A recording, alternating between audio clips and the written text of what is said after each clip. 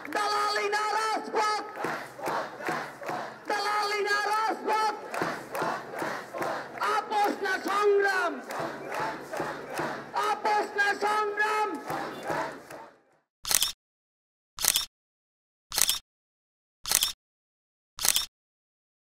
কাটে গো।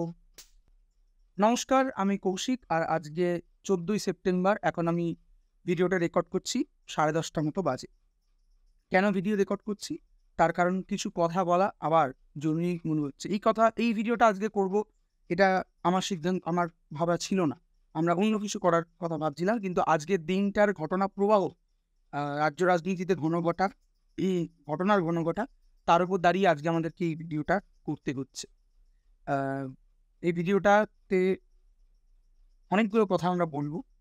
আমরা বলতে এখানে আমি বলছি, কিন্তু আমার পেছনে আসলে অনেকে হয়তো এই কথাগুলো বলছে এবং আমাদের কথা এগুলো। ঠিক যেমন ডাক্তাররা হয়তো এই আন্দোলনের মূল চালিকা শক্তি, তারা হয়তো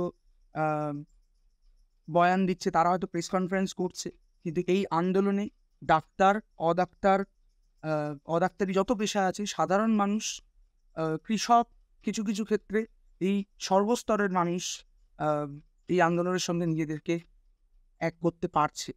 অবশ্যই আন্দোলনের পরিধি আমাদেরকে আরও বাড়াতে হবে, সেই দিকে আমাদেরকে নজর রাখতে হবে, কিন্তু তার সঙ্গে সঙ্গে এই আন্দোলনকে ছোট করারও যে চেষ্টা চলছে, এই আন্দোলনের পরিধিকে খাটো করা, জনসংযোগকে কমানোর যে চেষ্টা চলছে, তার প্রেক্ষিতে দাঁড়িয়ে এই ভিডিওটা আমি করার প্রয়োজন বোধ করছি। এবং প্রথমেই বলে রাখি, ভিডিওটা কতদূর হবে, কতটা হবে আমি জানি না। আমি কিছু বেসিক পয়েন্টেরও নোট ডাউন করেছি, কিন্তু কতটা কি বলবো আমি জানি না। এবং এই ভিডিওটা কজন দেখবে, আমি কজনের কাছে পৌঁছে যেতে পারবো সে সম্পর্কে আমার একটা সম্যক ধারণা আছে, যে আমি কারো কাছে হয়তো পৌঁছে যেতে পারবো না। যদি আপনি এই ভিডিওটি দেখেন, আমি প্রথমেই ওই অনুরোধ করে যেতে চাই, এটা আমাদের যে চ্যানেলে আপনি ভিডিওটি দেখছেন সেই চ্যানেলের সাবস্ক্রাইবার বাড়ানোর গল্প না। আপনাকে সাবস্ক্রাইব করতে হবে না, আপনি ভিডিওটিতে কমেন্ট করতে হবে না, লাইক করতে হবে না, কিচ্ছু করতে হবে না। কিন্তু যদি আপনি মনে করেন আমি যে বয়ানটা এখন রাখছি, সেই বয়ানটা কনভিন্সিং, যুক্তিগ্রাহ্য এবং দরকারি, এবং আপনি এই স্বতঃস্ফূর্ত ছাত্রদের আন্দোলন এবং বাকি অনেক মানুষ তার মধ্যে ঢুকে পড়ছে সেই আন্দোলনের পক্ষে, তাহলে আমি বলবো যেভাবে পারবেন এই ভিডিওটাকে নিজের বয়ান হিসাবে আপনি শেয়ার করুন। এই ভিডিওর কোনো কপিরাইট নেই, কিচ্ছু নেই। বরং আমি যদি কোথাও দেখতে পাই আপনি এই ভিডিওটি শেয়ার করছেন, লোক যদি আমাদের ভিডিওটিকে শেয়ার করুন, আপনি ডাউনলোড করে শেয়ার করুন, আমাদের চ্যানেলের লিঙ্ক দিয়ে শেয়ার করুন, যেখানে খুশি শেয়ার করুন। যদি আপনি আমাদের দি পিগমেন্টসের পেজকে ট্যাগ করতে পারেন, নাও করতে পারেন, কিচ্ছু যায় আসে না। কিন্তু যদি মনে করেন এই বার্তাটা আপনারও বার্তা, আপনি এই বার্তাটাকে ছড়িয়ে দিন। আর এগেইন আমি আবার সেই অবস্থানও খোলা রাখতে চাই, যদি মনে হয় এখানে কোনো কিছু সমালোচনা জায়গা আছে, আপনারা সেই সমালোচনাও করুন। এবার আসি মূল কনটেক্সটে, যে কি হচ্ছে। যেটা হচ্ছে যে আগামী 2-3 দিন ধরে আমাদের রাজ্যে একটা মিটিং হওয়ার নানা রকম চেষ্টা বলা হচ্ছে, করা হচ্ছে। তো সেই মিটিং এই নিয়ে 2বার ভেস্তে গেল, আজকে এবং সম্ভবত 12 তারিখে, যেদিন নবান্নতে মিটিং ভেস্তে গেছিল। নবান্নর মিটিংয়ের পর যখন মুখ্যমন্ত্রী মমতা ব্যানার্জি এবং স্বাস্থ্যমন্ত্রী এবং পুলিশ মন্ত্রী, বোধহয় স্বরাষ্ট্রমন্ত্রীও, তিনি যখন একটি প্রেস কনফারেন্স করলেন, এবং সেখানে এক অর্থে এই আন্দোলনে রাজনৈতিক মদত আছে, এবং এই আন্দোলনে যারা ডাক্তার এবং যারা আন্দোলনে অংশগ্রহণ করছে সেই ছাত্র সমাজের আসলে অভয়া বা তিলোত্তমা যাই বলুন না কেন, তার বিচারের প্রতি আমাদের কোনো আগ্রহ নেই, আমরা রাজনীতি খেলছি, এই ধরনের কথা যখন বলা হলো, তখন আমরা আহত হয়েছিলাম, আমরা ব্যথিত হয়েছিল। এবং তারপরে আমরা আমাদের রাজপথ ছাড়িনি, আমরা রাজপথে ছিলাম। আমি কাল সারা রাত ওইখানে ছিলাম। আমি সকালবেলা 9টা, 9:30 বাড়িতে ঢুকেছি। সারা রাত বৃষ্টি ভিজেছি, বাঁশ নিয়ে ত্রিপলে জল জমে যাচ্ছে, সেই জল ফেলেছি, ত্রিপল উড়ে যাচ্ছে, সেই উড়ে যাওয়ার বাঁচানোর চেষ্টা করেছি। এটা আমি একা করিনি, আমি অনেক কম করেছি, অনেক মানুষ অনেক অনেক বেশি করেছে।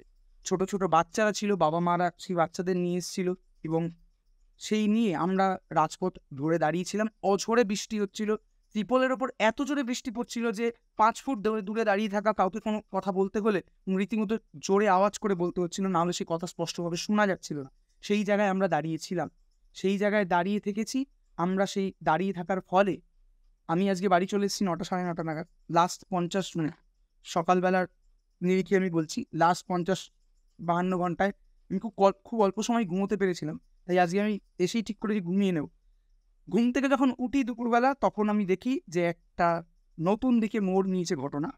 মুখ্যমন্ত্রী মমতা ব্যানার্জি কোনো আগাম নোটিশ ছাড়াই প্রায় তিনি আন্দোলনের মঞ্চে এসে পৌঁছায় 12:55 নাগাদ, এবং সেটাকে ছাত্রপক্ষ, ডাক্তারপক্ষ এবং আপামর আন্দোলনবাসী খুব সদর্থকভাবেই আমরা নিয়েছি যে হ্যাঁ, এই রাজ্যের অভিভাবিকা, এই রাজ্যের মুখ্যমন্ত্রী, হেড অফ দ্য স্টেট, তিনি এই আন্দোলনে আসার কথা মনে করেছেন এবং এটাকে আমরা স্বাগত জানাই।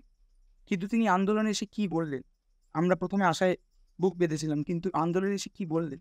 তিনি আন্দোলনে এসে অনেক কথা বললেন। তিনি আন্দোলনে এসে আমাদেরকে ভাই বোন বলে সম্বোধন করলেন, তিনি নিজেকে দিদির জায়গায় সম্বোধন করলেন, কিন্তু তার সঙ্গে সঙ্গে মূল যে আমাদের 5 দফা দাবি ছিল, সেই 5 দফা দাবির একটারও আলোচনা কিন্তু সেখানে হলো না। তিনি বললেন আলোচনার পথ খোলা, তোমরা আলোচনা করতে আসো ইত্যাদি প্রভৃতি সবটাই বললেন, কিন্তু ওইখানেই আলোচনা কিন্তু করা যেত, করা গেল না। তারপরের ঘটনা প্রবাহে আমি আসছি, এবং আরো অনেক কথা বলেছে। আমার মনে হয় না এই ভিডিও যারা দেখছে, মানে আমাদের চ্যানেলে ভিডিও যার কাছে পৌঁছে যাচ্ছে, সে যথেষ্ট রাজনৈতিক সচেতন, ফলে সে জানে ওই 9-9.5 মিনিটের বয়ানে আমাদের মুখ্যমন্ত্রী কি কি বলেছেন। তারপরে যে ঘটনা প্রবাহ শুরু হয়, সেই ঘটনা প্রবাহে আমরা আসছি।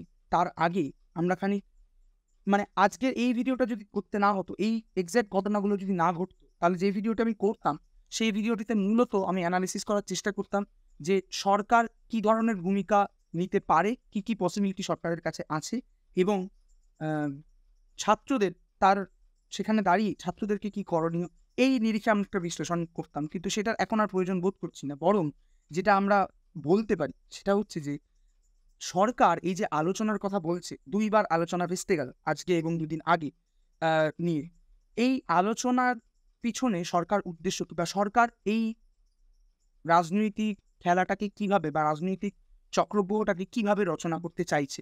দেখুন, প্রথমেই একটা জিনিস আমাদেরকে বুঝতে হবে, আমরা যারা এই আন্দোলনে আছি, আমরা রাজনৈতিক সচেতন হতে পারি, ছোট ছোট রাজনৈতিক সংগঠনের লোক হতে পারি, ইভেন বড় কোনো সংসদীয় রাজনৈতিক দলের পার্টও হতে পারি, কিন্তু এই আন্দোলনের যারা মূল চালিকা শক্তি, ডাক্তার হোক, ছাত্র হোক, ডাক্তাররা তো মূল চালিকা শক্তি, তারপরেও যদি ছাত্র, সিনিয়র ডাক্তার ইত্যাদি, এরা কেউ প্রফেশনাল রাজনীতিবিদ নয়, যাদের 20 বছর 30 বছরের মাঠে ময়দানে রাজনীতি করার এবং রাজনীতির যে ক্ষমতা, সেই শাসন যন্ত্রের কোনাখামচির অভিজ্ঞতা থাকা লোক এরা নয়। এরা কতগুলো নীতিবোধ, কতগুলো সত্য, এর ওপর দাঁড়িয়ে একটা লড়াই করার চেষ্টা করছে। কিন্তু আমাদেরকে বুঝতে হবে, আমাদের উল্টো দিকে যিনি আছেন, তার প্রায় 30 থেকে 40 বছরের সংসদীয় গণতন্ত্রে থাকার অভিজ্ঞতা রয়েছে। শাসক হিসাবে, রাষ্ট্রযন্ত্রের এন্টিটি হিসাবে, রাষ্ট্রযন্ত্রের প্রতিভূ হিসাবে তার প্রায় 3টে টার্ম কমপ্লিট হতে চলল মুখ্যমন্ত্রীর মতো একটা গুরুত্বপূর্ণ পদে, তারপরেও তার আগেও সে রেলমন্ত্রী ইত্যাদি হয়েছে। অর্থাৎ আমরা যার সঙ্গে নেগোসিয়েশনে নেমেছি, সেই ব্যক্তি একজন পোড় খাওয়া রাজনীতিবিদ, সিজেন্ড পলিটিশিয়ান। তার সামনে আমরা খানিক ঢাল নেই, তরোয়াল নেই, নিধিরাম সর্দারের মতো। আমাদের কি আছে? আমাদের কতগুলো সিদ্ধান্ত আছে, কতগুলো নৈতিকতা আছে, সর্বোপরি একটা দাবি, কতগুলো দাবি আছে, যে দাবিগুলো আমাদের কাছে যেটা সত্য বলে মনে হয়, সেই সত্যের নিরিখে আছে। এর ওপর দাঁড়িয়ে আমরা লড়ে যাচ্ছি। কতদূর লড়া যাবে সে নিয়ে আমি পরে কথা বলছি। কিন্তু সরকার কি করতে চাইছিল? সরকার যেটা করতে চাইছে, যেহেতু আমার মনে হয় যে যেহেতু বাংলাদেশের মতো একটা ঘটনা ঘটে গেছে দেড় মাস মতো আগে, ফলে আমাদের সরকার ভীষণ ভীষণ সাবধান। আমাদের সরকার কিন্তু ওইভাবে চলছে না যে সাধারণভাবে এই সরকারটাই যেভাবে চলে থাকে, ঠিক আছে? কিন্তু কথা হলো যে সরকার তাহলে কি করতে চাইছে? সরকার মূলত যেটা করতে চাইছে সেটা হচ্ছে যে একটা সরকারের যে জনবিরোধী নীতির জন্য রাজ্যবাসী সরকারের প্রতি বিশ্বাসযোগ্যতা কমেছে, সরকারের বলা কোনো সত্যি কথাও আজকে রাজ্যবাসী বিশ্বাস করতে চাইছে না, সেটা এবং তার সঙ্গে সরকার সম্পর্কে মানুষের যে বেসিক ধারণা, সেই ধারণাটাকে সরকার চেঞ্জ করতে চাইছে। সেই জন্যই একটা ভীষণ মানবিক ভূমিকা, মিষ্টি মিষ্টি কথার একটা স্পেকটাকেল সে রচনা করতে চাইছে, যে দেখো বাবা, আমি তো বাবা আলোচনার জন্য রেডি, তোমরাই আসছো না, এরকম। আর তার সঙ্গে তারা আর কি করতে চাইছে? তারা আর করতে চাইছে যেটা, যে এই আন্দোলনে যে স্বতঃস্ফূর্ত জনতার প্রবেশ দেখা যাচ্ছে, কেউ চা নিয়ে আসছে, কেউ কোনো চাষি বারাসাত থেকে মাথায় শশা বোঝাই করে নিয়ে আসছে, সেই স্বতঃস্ফূর্ত জনতার পার্টিসিপেশনটাকে সে বন্ধ করতে চাইছে। কি করে বন্ধ করবে? সরকারকে কোনো কিছু বন্ধ করার পেছনে একটা সহজ উপায় হচ্ছে শক্তি প্রয়োগ করা, পুলিশ দিয়ে বা গুন্ডা বাহিনী পাঠিয়ে। কিন্তু সরকার এখন সেটা করতে পারবে না, কারণ সরকারের বিশ্বাসযোগ্যতার জায়গাটা নড়বড়ে। সরকার এটা আমার আপনার থেকে অনেক ভালো বোঝে। সরকার কি করতে চাইছে? সরকার করতে চাইছে নানা রকমভাবে ম্যানিপুলেশন এক অর্থে, সেইটার নিরিখে মানুষকে ভয় দেখাতে। কিরকম ভয়? কালকে এই সরকারের মুখপাত্র কুণাল ঘোষ তিনি একটি ভিডিও করে, সেই ভিডিওর নিরিখে আজকে গ্রেপ্তারও করা হয়েছে ডিওয়াইএফআই এর একজন নেতাকে। কিন্তু সেটা বড় কথা নয়। বড় কথা হচ্ছে তিনি যে ভিডিওটি করেন সেখানে বলা যে সল্টলেকের ওই আন্দোলনে নাকি হামলা হতে পারে। সরকারের সেই আন্দোলনে নাকি সাধারণ মানুষের পোশাকে লোকজন ঢুকে গিয়ে খাওয়ারে বিষ মিশিয়ে দিতে পারে, যার ফলে যে খাবার আমরা খাচ্ছি তার ফলে আমাদের বিষক্রিয়া হতে পারে, মারা যেতে পারি ইত্যাদি প্রভৃতি। সেই জন্য নাকি সরকারে বহিরাগতদের প্রবেশ বন্ধ করা উচিত। কে বহিরাগত? এখানে কে বহিরাগত? এই রাজ্যের যে সমস্যাগুলো আমরা ফেস করি সেটা কি শুধু কোনো একটা গোষ্ঠীর সমস্যা, নাকি বিভিন্ন গোষ্ঠী, বিভিন্ন পেশার মানুষ, বিভিন্ন অর্থনৈতিক অবস্থার মানুষ বিভিন্ন রকমের সমস্যা তারা ফেস করে থাকে? ফলে কে বহিরাগত? সেই আজকে যে আন্দোলনটা হচ্ছে সেটা কোনো একটা, দুটো বা পাঁচটা বিষয়ের ওপর হতে পারে, কিন্তু সার্বিক রাজ্যের যে পরিস্থিতি তার বিরুদ্ধে তো জনমানুষ স্বতঃস্ফূর্ততা দেখাচ্ছে। তাই এই আন্দোলনকে যেন একটা বিচ্ছিন্ন ঘটনা, বিচ্ছিন্ন কয়েকটা দাবি এবং সাধারণ মানুষের এর সঙ্গে কোনো লেনাদেনা নেই, বরং এই আন্দোলনের ফলে সাধারণ মানুষের ক্ষতিই হচ্ছে, এই ধরনের এই ধরনের তত্ত্ব প্রয়োগ করার চেষ্টা চলছে এবং এইভাবে সাধারণ মানুষকে আলাদা করার চেষ্টা চলছে। আমি অন্তত 2-3 জন লোককে চিনি যারা আমারই বয়সী বা আমার থেকে ছোট। তারা কালকে ওই জমায়েতে যেত, কিন্তু তাদের বাড়ি থেকে জমায়েতে যেতে এক প্রকার অ্যালাউ করা হয়নি due to that press conference. অর্থাৎ এখান থেকে পরিষ্কার হয় যে সরকার একদিকে নিজের একটা মানবিক প্রতিচ্ছবি দেখিয়ে জনতাকে এটা বোঝাতে চাইছে যে দেখো বাবা, আমি খুব মানবিক, আমি একেবারেই স্বৈরাচারী নয়, আমি আলোচনা করতে রাজি আছি। কিন্তু এই ছাত্ররা এরা সুষ্ঠু আলোচনা চায় না। এবং এই সরকারের প্রধান যে মানুষ তিনি তো বলেইছেন যে ডাক্তাররা এবং আন্দোলনকারী ছাত্রবর্গ তারা নাকি অভয়া বা তিলোত্তমার বিচার অ্যাকচুয়ালি চায় না, তারা রাজনীতি করছে। সেটা এখানেও প্রমাণ করার চেষ্টা করছে তার একটা মানবিক প্রতিচ্ছবির দ্বারা, এবং তার সঙ্গে সরকারের অন্যান্য চ্যানেলগুলোকে ইউজ করে প্রমাণ করার চেষ্টা হচ্ছে যে এই আন্দোলনে যেন এটাকে এনশিওর করা হচ্ছে যে এই আন্দোলনে যেন সাধারণ মানুষ পার্টিসিপেট না করে স্বতঃস্ফূর্তভাবে। এবার আসে আজকের ঘটনায়। আজকে কি হলো? আজকে আমি ওখান থেকে চলে আসি, বাড়িতে ঢুকি প্রায় 10টা নাগাদ, 9:30 10টা ওরকম সময়। আজকের ঘটনা, তারপরে আমি যখন খবরটা দেখি ততক্ষণে অলরেডি ঘটনাটা ঘটার 2 ঘন্টা পেয়ে গেছে। প্রায় কোনো আগাম খবর ছাড়াই মুখ্যমন্ত্রী আন্দোলনের মঞ্চে এসে হাজির হয়। সেটাকে আমরা বারবার বলছি, আমরা স্বাগত জানাই, ডাক্তাররাও স্বাগত জানিয়েছে যে একটা শাসক পক্ষের প্রধান চরিত্র হওয়া সত্ত্বেও তিনি যে আন্দোলনের মাঝখানে নেমে আসার প্রয়োজন বোধ করেছেন এবং বলেছেন যে অমানুষিক অঝোরে বৃষ্টি তার মধ্যে আমরা রাস্তায় ছিলাম, সেটা দেখে তিনি চিন্তিত। আমরা সেটাকে সাদরে গ্রহণ করেছি, আমরা সেটাকে তার একটা মানবিক দিক বলে মনে করেছি। কিন্তু প্রশ্ন হচ্ছে যে তারপরে কি হতে পারত? তারপরে তো এটাই হতে পারতো যে ঠিক আছে, তোমরা অনেক কষ্ট করেছো, তোমরা রোজ্জ্বল বৃষ্টিতে পড়েছো, ভিজেছো, আসো আমরা আলোচনা করি। এখানেই আলোচনা। উনি তো এখানে এসেই গেছিলেন।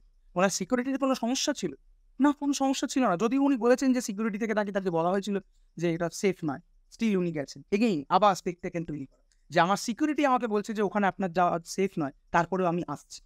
কিন্তু সে কথা আমি পরে আসছি। কিন্তু এই যে স্পেকটেকেলসের মধ্যেও তার যে এই আন্দোলনের মাঝে নেমে আসা একজন শাসক পক্ষের লোক হিসাবে, এক মুখ্যমন্ত্রী হিসাবে, হেড অফ দ্য স্টেট হিসাবে আমরা সেটাকে স্বাগত জানি। কিন্তু আলোচনা সেখানে বলল না, বরং তিনি আবেদন করলেন যে তোমরা কাজে ফিরে যাও এবং অ্যাজ ইউজুয়াল যে আবেদনগুলো, এবং তোমরা আলোচনা করো, আমি একা সরকার চালাই না, আমি এখানে মুখ্যমন্ত্রী হিসাবে আসিনি ইত্যাদি প্রভৃতি। ওটার বিস্তৃততে গিয়ে খুব একটা লাভ কিছু হবে না। মোদ্দা কথা, উনি এলেন, উনি অনেকগুলো কথা বললেন, কিন্তু উনি আসল যেটা করার ছিল এই 5 দফা দাবির ভিত্তিতে একটা আলোচনা, যেখানে যারা আন্দোলনে পার্টিসিপেট করছে তাদের সামনে স্বচ্ছভাবে, কোট আনকোট স্বচ্ছভাবে আলোচনাটা হবে, শাসক দল এবং আমাদের অভিভাবিকা যদি বলি তিনি কি ভাবছেন সেটা আমরা স্বচ্ছভাবে জানতে পারবো। উনি সেটা করলেন না। উনি যেটা করতে চাইছেন, এই মানবিকতার মোড়কে উনি যেটা করতে চাইছেন, ইন শর্ট যদি আমাকে বলতে হয়, তাহলে উনি এই আন্দোলনকারীদের মধ্যে একটা বিভাজন তৈরি করার চেষ্টা করছেন, যে একদল হচ্ছে যাদের সাথে এই নেগোসিয়েশনটা চলবে, আরেক দল হচ্ছে যারা, খুব স্বাভাবিক, 2000 লোক আন্দোলন করছে অ্যাট এ টাইম, 2000 লোকের সাথে আলোচনা করা সম্ভব না, এটা প্র্যাকটিক্যাল নয়। ফলে বাকি লোকেদের সাথে এদের একটা মিসআন্ডারস্ট্যান্ডিং যেন তৈরি হয়, মূল চেষ্টাটা এটাই, এবং এর একটা মানবিক মোড়ক রয়েছে সাধারণ মানুষকে মিসলিড করার জন্য এবং সুপ্রিম কোর্টকেও খানিকটা মিসলিড করার জন্য। সেটা আমি আই ক্যান গ্যারান্টি ইউ, আপনি 17 তারিখ দেখতে পারবেন যে এই কথাগুলো যে আমরা আলোচনার জন্য রাজি ছিলাম এদের জন্যই হয়নি, এই কথাগুলো শাসক পক্ষের যে কৌশলী প্রিন্সিপাল তিনি সুপ্রিম কোর্টের কাছে তুলবেন। মুখ্যমন্ত্রী যে কথাগুলো বলেছে মূলত সেগুলো খুবই গোল গোল কথা, এবং কোনো কোনো ডিরেকশন নেই, কোনো অভিমুখ নেই, সেরকম কথাই বলেছে। তথাপি মুখ্যমন্ত্রী চলে যাওয়ার সঙ্গে সঙ্গেই প্রায় ছাত্রদের তরফ থেকে একটা মেইল করা হয় যে আমরা এই 5 দফার নিয়ে আলোচনা করতে রাজি আছি, আপনি যেখানে বলবেন, যে সময় বলবেন, আমরা আলোচনা করতে রাজি আছি, শুধু আমাদেরকে 1-1.5 ঘন্টা সময় দেবেন যাতে আমরা প্রস্তুত হয়ে ওই স্থানে পৌঁছতে পারি যেখানে আপনি বলবেন। অর্থাৎ মুখ্যমন্ত্রী এলেন স্বভাবসিদ্ধ ভঙ্গিমায় মাইক নিয়ে, তিনি অনেকগুলো কথা বললেন প্রায় 9-10 মিনিট ধরে, এবং মুখ্যমন্ত্রী, মানবিক মুখ্যমন্ত্রীর একটা ইমেজ তৈরি হলো, যে মানবিক মুখ্যমন্ত্রীর ইমেজ হ্যাম্পার হয়েছিল যখন মুখ্যমন্ত্রী বলেছিল অনেক হয়েছে, 1 মাস হয়েছে, এবার আপনারা উৎসবে ফিরে আসুন, যেটা বাই দ্য ওয়ে 5 দফা দাবির একটা দাবি যে এই স্টেটমেন্টকে ফিরিয়ে নিতে হবে। তারপর সন্ধ্যের ঘটনা, এরপরে চিঠি চালাচালি চললো এবং ফাইনালি ঠিক করা হলো কালীঘাটে মুখ্যমন্ত্রীর বাড়িতে এই আলোচনা হবে। একটা প্রশাসনিক সিদ্ধান্ত নিয়ে আলোচনা, প্রশাসনিক আলোচনা, সেটা এতগুলো প্রশাসনিক ভবন, যেখানে আন্দোলন চলছে তার থেকে 20-25 মিটার দূরে স্বাস্থ্য ভবন, সেখানে কোনো অডিটোরিয়াম ছিল না। আচ্ছা ঠিক আছে, নবান্ন, সেখানে হলো না, হলো কোথায়? বা আরও যা যা আছে সেখানে কোথাও হলো না, হলো কোথায়? হলো মুখ্যমন্ত্রীর বাড়িতে। খুব ভালো, আমরা আমরা ডাক্তাররা সেখানেও গিয়ে পৌঁছেছিল। মুখ্যমন্ত্রীর বাড়িতে কেন, এটা আপনাকে বুঝতে হবে। বাড়ি ব্যাপারটা একটা অনেক বেশি ইন্টিমেট স্পেস, আপনি আপনার বাড়িতে সবাইকে অ্যালাউ করেন না। যারা আপনার বাড়িতে এসে পৌঁছায় তাদের প্রতি আপনার একটা বিশেষ সম্পর্কের জায়গা থাকে, সেই স্পেকটাকেলসটা তৈরি করা যায় বাড়িতে, যে আমি বাড়িতে দেখেছি তোমাদের। এবং এর আরও প্রমাণ পাওয়া যায় পরবর্তীকালে যখন ছাত্ররা লাইভ স্ট্রিমিং নিয়ে একটা নেগোসিয়েশনে যাচ্ছিল সরকারি অফিসিয়ালদের সাথে, তখন তাদেরকে বলা যে তোমরা বৃষ্টি ভিজবে না, আমাদের থেকে ছাতা নাও, শুকনো জামা কাপড় নাও, চা খেয়ে যাও, ইত্যাদি প্রভৃতি। অথচ এই সরকার পক্ষই কিন্তু বলেছে যে আন্দোলনের বাইরে থেকে কোনো খাবার এলে পরে সেই খাবার আপনারা খাবেন না, আপনার বিষক্রিয়া হতে পারে। কিন্তু তিনি আমাদের মুখ্যমন্ত্রী, তিনি একবার বলছেন যে বিষক্রিয়া হতে পারে, একজন বিষক্রিয়া হতে পারে না, আমরা সেটা যে নিচ্ছি না। তিনি চা আমাদেরকে অফার করেছেন, আমরা খুশি, ওটুকুতেই খুশি। আমরা চা খাই কি চা না খাই এটা ইম্পর্টেন্ট না, ইম্পর্টেন্ট হচ্ছে তিনি চা অফার করেছেন, শুকনো জামা কাপড় অফার করেছেন, ঠিক আছে। কিন্তু তারপরে আমরা যে মূল দাবিতে ছিলাম, এখানে ডাক্তারদেরকে, বিশেষত ওইখানে যে 30-32 জন ডাক্তার গেছে, তারা আমারই বয়সী হবে, খুব বেশি হলে আমার থেকে 2-3 বছরের, কেউ কেউ হয়তো বড় হবে, এবং এই আন্দোলনে যাওয়ার সুবাদে তাদের কারোর সাথে খানিক মুখ চেনাচেনিও ঘটেছে, আরও অনেক মানুষের সাথেই যেরকম ঘটেছে। আমি তাদেরকে আমি আমি জানি না কোন ভাষায় কোন জিনিস জানাতে চাই, যে তারা তাদের দাবিতে স্টিক করে থাকতে পেরেছে, এই ভয় থাকা সত্ত্বেও যে সাধারণ মানুষের কাছে সরকারের পক্ষে একটা ন্যারেটিভ তৈরি হচ্ছে, এবং এই আন্দোলনের স্টেক হোল্ডারদের প্রতি যে তারা ভীষণ জেদি, তারা একরোখা, তারা কাদের কাজ কিছু করছে না, তারা শুধু আন্দোলন খেলতে চাইছে, এই ধরনের ন্যারেটিভ তৈরি হওয়ার ভয় থাকা সত্ত্বেও তারা তাদের লাইভ স্ট্রিমিং অথবা প্রকাশ্যে ভিডিও রেকর্ডিংয়ের যে দাবি সেখান থেকে প্রাথমিকভাবে সরে আসেনি, তারা তাদের প্রত্যয়কে হারাতে দেয়নি। কিন্তু তারপরেও আমাদেরকে বলতেই হচ্ছে যে এই মিটিং আলটিমেটলি হয়নি। আমরা কি দেখলাম? মুখ্যমন্ত্রী এবং তার পারিষদবর্গ বললেন যে লাইভ স্ট্রিম সম্ভব নয়, একই কারণে যে এখানে সুপ্রিম কোর্টের অনুমতি লাগবে বা ইত্যাদি লাগবে। আগের দিন আমিও ভিডিও করেছিলাম, তৎসত্ত্বেও আমার থেকে অনেক অনেক বেশি আইন সম্পর্কে জানা জ্ঞানী মানুষ, তারা বলেছে যে সুপ্রিম কোর্টের সঙ্গে কোনো লেনাদেনা নেই এই দাবিগুলো নিয়ে কথা বলতে গেলে। আচ্ছা, মুখ্যমন্ত্রী বললেন যে লাইভ স্ট্রিম হবে না, এবং তার অনেকক্ষণ টানাপোড়েন ছিল। ছাত্ররা ওখানে ছাতার মধ্যে ওই বৃষ্টিতে, আর এই নিম্নচাপের বৃষ্টি, তারা ভিজলো। তিনি জামা কাপড় অফার করে একটা আবার মানবিক ছবি তৈরি করার চেষ্টা করলেন। আলটিমেটলি ছাত্রদেরকে তিনি বললেন যে মেইলে তো লাইভ স্ট্রিমের কথা বলা ছিল না, তাহলে তোমরা কেন এখন লাইভ স্ট্রিমের কথা বলছো? এবং উনি এটাও বললেন যে তোমরা কেন লাইভ স্ট্রিমের কথা মেইলে না বলে, অর্থাৎ যে চিঠিটা পাঠালে সেখানে না বলি, এখানে এসে আমাকে অপমান করছো। আমরা এবার একটু আমাদের অভিভাবিকা, আমাদের মাননীয় মুখ্যমন্ত্রীকে বোধহয় প্রশ্ন করার সময় এসছে, যে যেটা ছাত্ররাও ওখানে বলেছে, যে মেইলে যতগুলো মেল এখন অবধি পাঠানো হয়েছে, প্রত্যেকটা মেইলে ট্রান্সপারেন্সি বা স্বচ্ছতার কথা, কোট আনকোট স্বচ্ছতার কথা পরিষ্কারভাবে জানানো হয়েছে। এবং এতগুলো মেল এবং এই মিটিংয়ের এতগুলো পর্যায়ে চলে আসার পরও কেন আমাদেরকে বারবার করে বলতে হবে যে আমাদের এই আলোচনায় বসার প্রাইমারি শর্ত হচ্ছে এর বিষয়ে একটা স্বচ্ছতা, অর্থাৎ যা আলোচনা হবে তারা যারা ওই আলোচনা কক্ষে থাকছে আর যারা আলোচনা কক্ষের বাইরে বৃষ্টিতে যে আন্দোলন করছে, তারা প্রত্যেকেই এই আন্দোলনে কি অভিমুখ হতে যাচ্ছে, কি আলোচনা হচ্ছে, সেই আলোচনা আমরা শুনতে পারবো। এইটা তো বেসিক দাবি ছিল, কেন আমাদেরকে বারবার করে এই জিনিসটাকে ইন্টিমিডেট করতে হবে? যাক, যেটা হলো তারপরে অবশ্যই আবারও আমি এই জায়গায় ফিরে আসছি যে মুখ্যমন্ত্রী মমতা ব্যানার্জি, তার একটি রাজনৈতিক ইতিহাস আছে। তিনি একজন সিজেন্ড পলিটিশিয়ান, পোর খাওয়া রাজনীতিবিদ।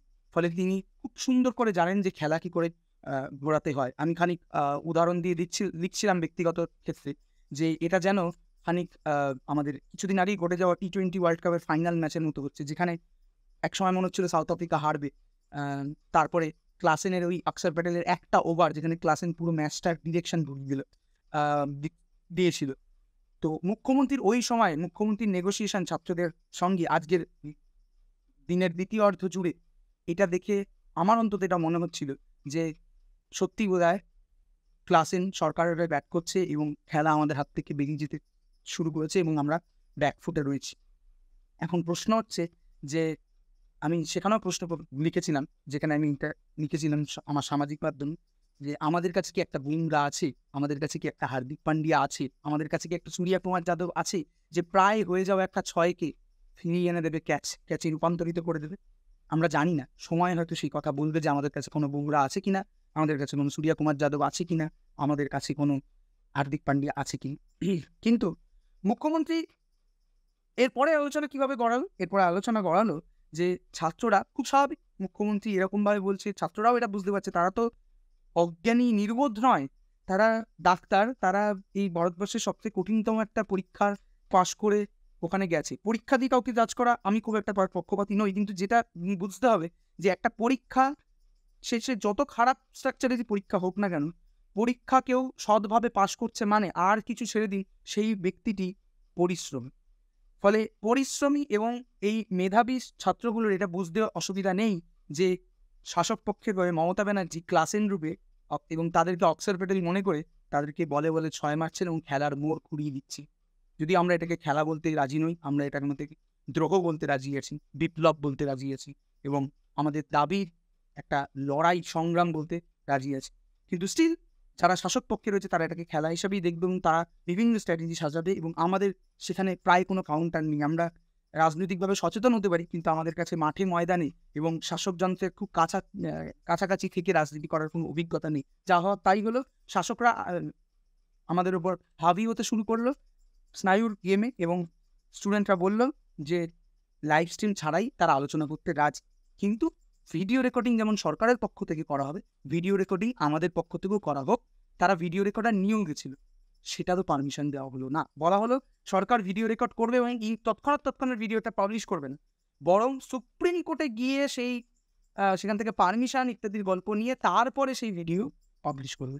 আপনি বুঝতে পারছেন যে আসলে একটা টাইম গ্যাপ তৈরি করা, আলোচনা যে হচ্ছে যেই সময় এবং সুপ্রিম কোর্ট 17 তারিখের আগে নিশ্চয়ই রাজ্য সুপ্রিম কোর্টে যাচ্ছে না, ফলে একটা টাইম গ্যাপ তৈরি হওয়া এবং এই টাইম গ্যাপের মধ্যে স্বতঃস্ফূর্ত মানুষের পার্টিসিপেশন কমবে, আন্দোলন দুর্বল হবে, প্রবাবলি ডাই ডাউন করবে। তারপরে কি হলো, তারপর ছাত্ররা বলল যে দুতরফেরই ভিডিও রেকর্ডিং হোক। সেখানেও মুখ্যমন্ত্রী বলল না, এটা সম্ভব নয়। ছাত্রদের শেষ দাবি ছিল যে আপনারা ভিডিও রেকর্ডিং করুন, সেই ভিডিওটা আমাদেরকে দিন। সেটাও সরকার বলল না, আমরা তৎক্ষণাৎ দিচ্ছি না।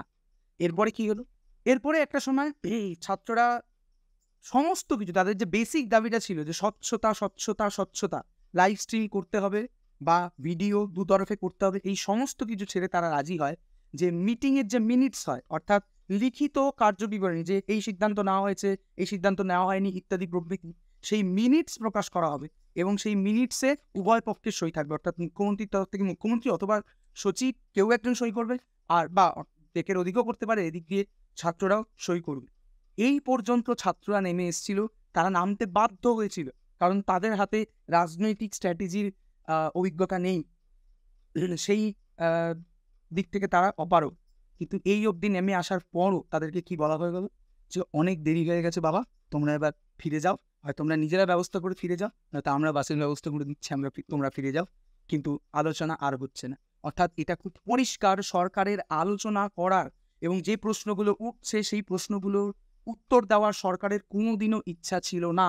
সরকার যেটা করতে চাইছে যে এই আলোচনা হবে এর মাধ্যমে সরকারের যে ভেঙে পড়া বিশ্বাসযোগ্যতা, সেই বিশ্বাসযোগ্যতাকে ফিরিয়ে আনার জন্য একটা মানবিক সরকার, মানবিকগত তার একটা ইমেজ তৈরি করতে চাইছে। এবং আপনি যদি ন্যাশনাল মিডিয়াগুলোর দিকে তাকান, সেই ইমেজ তারা কিন্তু সফলও হচ্ছে, যে সরকার তো কত মানবিক, আন্দোলনের মাঝে সরকারের মুখ্যমন্ত্রী চলে গেছে।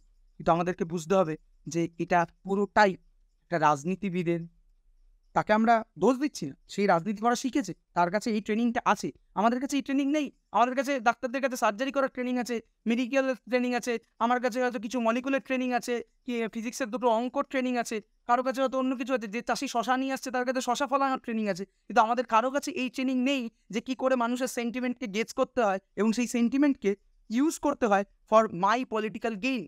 সরকার যে রাজনৈতিক গেম খেলা হচ্ছে বলে ছাত্র এবং আন্দোলনকারীদের দিকে অভিযোগ করছিল, আমি এখানে বসে ব্যর্থহীনভাবে বলছি, আমরা এই অভিযোগ করছি যে সরকার এটাকে একটা রাজনৈতিক খেলা হিসেবে দেখছে, যেটা সে অন্য তার বিরোধী সংসদীয় রাজনৈতিক দলগুলোর সাথে করে থাকে। কিন্তু সরকার সেইভাবে নানাভাবে, এবং আমরা এটা কাউন্টার করে উঠতে পারছি না, আমাদের হাতে সেই অস্ত্র নেই, আমাদের কাছে সেই ট্রেনিং নেই, আমরা খানিক হেল্পলেস। আজকে গোটা সন্ধ্যাটা হতাশায় কেটেছে আমাদের প্রত্যেকের, যারা আমরা রাজনৈতিক সচেতন, যারা আমরা এই আন্দোলনের পক্ষে বৃষ্টি ভিজি রোদে পুড়ছি, তাদের প্রত্যেকের হতাশায় কেটেছে, দিশাহীনতায় কেটেছে, যে আমরা কোন দিকে যাচ্ছি, আমাদের ভবিষ্যৎ কি, আমরা কি আদৌ এই আন্দোলনে কিছু হবে, নাকি আমাদেরকে গণশত্রুতে পরিণত করা হবে। সে সাধারণ মানুষ স্বতঃস্ফূর্তভাবে এই আন্দোলনে আসার ইন্ডিকেশন দেখাচ্ছে, সেই সাধারণ মানুষ আমাদেরকে শত্রু মনে করবে। আমরা এই ভয়ে ভুগেছি, কারণ আমাদের হাতে অস্ত্র নেই, আমরা অপারগ, এই জায়গায় আমাদেরকে পরাজয় স্বীকার করতেই হবে। কিন্তু আমাদের যেটা আছে আর কিচ্ছু নেই, আমাদের রাস্তা আছে। আমরা রাস্তায় বসে থাকবো 1 দিন 2 দিন 5 দিন, দিল্লিতে যেমন কৃষকরা বসে থেকেছিল এবং আলটিমেটলি একটা ভীষণ স্বৈরাচারী ডিসিশন, 3টে ফার্ম বিল তাদেরকে হাঁটাতে বাধ্য করেছিল সরকারকে, ঠিক তেমনিও আমাদের রাজপথ ছাড়া আর কোনো গতি দেখতে পাচ্ছি না। আন্দোলনের পরিধি বড় করা একটা খুব গুরুত্বপূর্ণ অংশ, কিন্তু আমরা কি আন্দোলনের পরিধি বড় করে উঠতে পারবো যখন শাসক দল তার কোটা নেটওয়ার্ক নিয়ে বসে আছে এই অপপ্রচারটা চালানোর জন্য, এবং রাজনৈতিক খেলা হচ্ছে যে কত মানবিক সরকার এরা আলোচনা করতে চায়, ছাত্ররা ছাত্ররা একরোখা, তারা আলোচনা করতে চায় না। আপনি চিন্তা করুন, আপনি কোন রাজ্যে ছিলেন। আমি শুধু একটা অনুরোধ করব, আপনি আজকের নিরিখে রাজ্যকে দেখবেন না, আপনি আজ থেকে 1-1.5 মাস পিছিয়ে যান, 1-1.5 মাস পিছিয়ে গিয়ে রাজ্যের ছবিটাকে একটু কল্পনা করার চেষ্টা করুন, এবং সেইটার ওপর ভিত্তি করে আপনি পক্ষ বাছুন, আপনি কোন দিকে আছেন। আপনি মিষ্টি কথায় ভুলবেন না, পোড় খাওয়া রাজনীতিবিদ তার মানবিক কথায়, মানবিক ভূমিকায় আপনি ভুলবেন না, তার শাসন নীতি কী ছিল এতদিন ধরে, সেই নীতির দিকে তাকান এবং পক্ষ নিন। আপনি যদি কোথাও ডিপ্রাইভ ফিল করে থাকেন, কোথাও মনে করে থাকেন যে আপনার অধিকার খর্ব করা হয়েছে এই রাজ্যে এবং করেছে সেটা এই শাসক যন্ত্র, তাহলে আপনি পক্ষ নিন। এই আন্দোলন আপনার, এই আন্দোলনের কোনো নেতা নেই, এই আন্দোলনে কোনো রাজনীতির রং নেই, কোনো পতাকা নেই, এবং পতাকা নেই বলেই, রাজনীতির রং নেই বলেই, পোড় খাওয়া রাজনীতিবিদের মদত নেই বলেই আমরা এখনো ব্যাকফুটে, আমরা পরাজিত হতে চলেছি। কিন্তু আমরা কি পরাজিত হব? আমাদের পরাজয় আটকানোর একটাই উপায় আছে। আমরা জানি না আমাদের মাঝখানে কোনো বুমরা আছে কিনা, কোনো হার্দিক পান্ডিয়া আছে কিনা, কোনো সূর্যকুমার যাদব আছে কিনা, বা রোহিত শর্মার মতো কোনো ক্যাপ্টেন আছে কিনা, বা বিরাট কোহলির মতো একজন অভিজ্ঞ স্পোর্টসম্যান আছে কিনা। আমরা শুধু এইটুকু জানি, মাঠটা আছে এবং খোলা আকাশ আছে, আমরা সেই মাঠে দাঁড়িয়ে থাকতে পারি, ফিল্ডিং করে যেতে পারি, লড়াই করে যেতে পারি, এইটুকুই আমাদের করণীয় আছে। এবং সেটা করে আমরা আদৌ এই দাবিগুলোকে কোনো অন্তিম গন্তব্যে নিয়ে যেতে পারবো কিনা আমরা জানি না। মোস্ট প্রবাবলি আমরা হেরে যাব। আমি সেই আশঙ্কাও করছি যে আমরা হেরে যাব, আমরা পরাজিত হব। কারণ আমাদের কাছে এই যে বৃহৎ আমলাতন্ত্র, যাদেরকে ট্রেন করা হয় কূটনীতিতে, ট্রেন করা হয় কি করে একটা শাসনযন্ত্রকে ব্যবস্থিত অবস্থায় রাখতে হবে, সেই ট্রেনিংয়ের কাছে এবং মাঠে ময়দানে রাজনীতি করা রাষ্ট্রযন্ত্রের ভিতরের অভিজ্ঞতা সম্পন্ন রাজনীতিবিদদের রাজনীতিক আইডিয়া রাজনীতিক ট্রেনিংয়ের কাছে আমরা বোধহয় সম্ভবত হেরে যাব, কিন্তু আমরা কি পরাজয় স্বীকার করে নেব? এটা বোধহয় তার সময় না। এখানে আমি খানিকটা ব্যক্তিগত আবেদন করতে চাই আপনাদের কাছে, যারা আমার এই ভিডিও দেখছেন তাদের মধ্যে কেউ কেউ হয়তো আমাকে চিনবেন ব্যক্তিগতভাবে, বেশিরভাগই হয়তো আমাকে চিনবেন না। যদি আপনি আমাকে চিনে থাকেন, যদি আপনি আমাকে কোনোভাবে কোনো সম্পর্কে আমার সঙ্গে পরিচয় হয়ে থাকে, বা যদি নাও হয়ে থাকে, যেভাবে পারবেন এই আন্দোলনের পক্ষে দাঁড়ান। যদি এই আপনি সত্যি আন্দোলনের, অর্থাৎ আপনি মনে করে থাকেন যে এই রাজ্যটা যে দুর্বৃত্তায়ন হয়েছে, যে মাফিয়া সংস্কৃতি নেমে এসছে, যে অপসংস্কৃতি নেমে আসছে, তার বিরুদ্ধে আপনার দাঁড়ানোর দরকারই আছে। আপনি যেভাবে পারবেন তার সঙ্গে দাঁড়ান, কারণ মানুষের কাছে করো জোরে আবেদন করা ছাড়া আমাদের বোধহয় সত্যি আর কোনো অস্ত্র নেই। আমরা হেল্পলেস, আমরা ডাক্তাররাও যেটা বলেছেন যে আমরা হতাশ, এবং তাদের গলার স্বর, মুখ্যমন্ত্রীর বাড়ির সামনে থেকে যে ছোট্ট প্রেস কনফারেন্সটা তারা করেছেন, তাদের গলার স্বরটা একটু ফলো করুন বিভিন্ন খবরের চ্যানেলে। তারা কাঁদতে পারছে না, কারণ তারা জানে যে তারা অনেকগুলো মানুষকে রিপ্রেজেন্ট করছে, কিন্তু তাদের আবেগটা কোন জায়গায় প্রায় গলার কাছে এসে পুঞ্জীভূত হয়েছে, যে আমাদের আর কিচ্ছু করার নেই, আমাদেরকে মানুষের কাছে ফিরে যেতে হবে, যে সাধারণ মানুষের কাছে হাত পেতে বলতে হবে যে আপনি যদি মনে করে থাকেন যে রাজ্যে আমরা বসবাস করছি সেই রাজ্যে অনেকগুলো সমস্যা রয়েছে, তাহলে সেই সমস্যার বিরুদ্ধে আপনাকে দাঁড়াতে হবে, আপনাকে আজকে দাঁড়িয়ে পক্ষ নির্বাচন করতে হবে। আপনি পক্ষ নির্বাচন করুন, পারলে স্বাস্থ্য ভবনে আমাদের অবস্থানে এসে যোগদান করুন, যেভাবে সম্ভব 1 মিনিট 2 মিনিট 5 মিনিটের জন্য হলেও এসে আপনার ডিসেন্ট, আপনার বিরোধিতা জানিয়ে যান। কারণ সেটা যদি আমরা জানাতে না পারি, একে অপরের সঙ্গে যদি আমরা এই মুহূর্তে জুড়ে থাকতে না পারি, তাহলে আমি এখান থেকে খানিকটা ডেথ সার্টিফিকেট, আমি ডাক্তার নই, ডাক্তার হতেও চাইনি কোনোদিনও, কিন্তু ডাক্তারদের মতোই আমি এখানে একটা ডেথ সার্টিফিকেট জারি করছি, আগাম ডেথ সার্টিফিকেট। যদি মানুষের কাছে আমরা যে আবেদন করছি, আপনারা মানুষরা যদি আমাদের এই কাতর আবেদনে আপনাদেরই স্বার্থে, আমাদের এখানে স্বার্থের কিছু নেই, আমরা যেখানে করতে চাই, যারা গবেষণা করি তারা গবেষণা করতে চাই, এবং করতে চাই বলেই আমরা গবেষণার পথ নির্বাচন করেছি। যারা কলেজে স্কুলে পড়াতে চাই তারা কলেজে স্কুলে পড়াতে চাই বলেই ওই পথটা নির্বাচন করেছি। যারা ডাক্তারি করতে চাই, তারা স্টেথো থেকে মেডিসিন লিখতে চাই, অপারেশনটা করতে চাই বলেই ওই পথ নির্বাচন করেছি। আমাদের চেয়ারের কোনো দাবি নেই, কিন্তু আমাদের এই দাবি আছে যে আমরা যে পরিবেশে থাকি, যে সমাজে থাকি, সেই সমাজটার একটা সুষ্ঠু অর্ডার থাকতে হবে। সেই সমাজ এরকম হতে পারে না যেখানে দাঁড়িয়ে শিক্ষিত মানুষরা, আপনি ওই আন্দোলনে 5 মিনিট কাটিয়ে গিয়ে র্যান্ডম লোকের সাথে কথা বলুন, আপনি দেখতে পাবেন হয় সে ডাক্তার, নয় সে কোনো কলেজে এমএসসি করছে, বিএ করছে, বা পিএইচডি করছে। এই এই এই এই যে তবকা, যাকে আমরা বলতাম যে পড়াশোনা করে যে গাড়ি ঘোড়া চড়ে সে, আপনি আগামী দিনে নতুন প্রজন্মকে কি কথা বলবেন? পড়াশোনা করে যে গাড়ি ঘোড়া চড়ে সে, নাকি পড়াশোনা করে যে সে রোদ জলে ভিজে সে, এবং মানুষের কাছে গণশত্রু প্রমাণ করানো হয় তাকে? এই রাজ্য কি আমরা চাইছি? যদি আপনি এই রাজ্য না চেয়ে থাকেন, তাহলে যে কোনোভাবে হোক এই আন্দোলনের পাশে দাঁড়ান, এবং এই আন্দোলনের একটা ভীষণ ক্ষুদ্র বিন্দু হিসাবে আমার আবেদন আপনাদের কাছে, আমার কাতর হাত জোর করে আপনাদের কাছে যাওয়া, যে আপনারা ছাড়া, আপনাদের ভরসা ছাড়া আমাদের এই আন্দোলনের আর কোনো আশা নেই। আমরা হারতে চলেছি। যদি আমরা জিতবো কিনা জানি না, কিন্তু যদি এই লড়াই টিকিয়ে রাখতে হয়, তাহলে আপনাদের হাত আমাদের দরকার। আপনারা নেমে আসুন, এইটুকু বলে আমি আজকের মতো এই ভিডিও শেষ করতে চাই। নমস্কার। এই মৃত্যু উপত্যকা আমার দেশ না। যে পিতা সন্তানের লাশ শনাক্ত করতে ভয় পায়, আমি তাকে ঘৃণা করি। যে ভাই এখনো নির্লজ্জ স্বাভাবিক হয়ে আছে, আমি তাকে ঘৃণা করি। যে শিক্ষক, বুদ্ধিজীবী, কবি ও কেরানি প্রকাশ্য পথে এই হত্যার প্রতিশোধ চায় না, আমি তাকে ঘৃণা করি।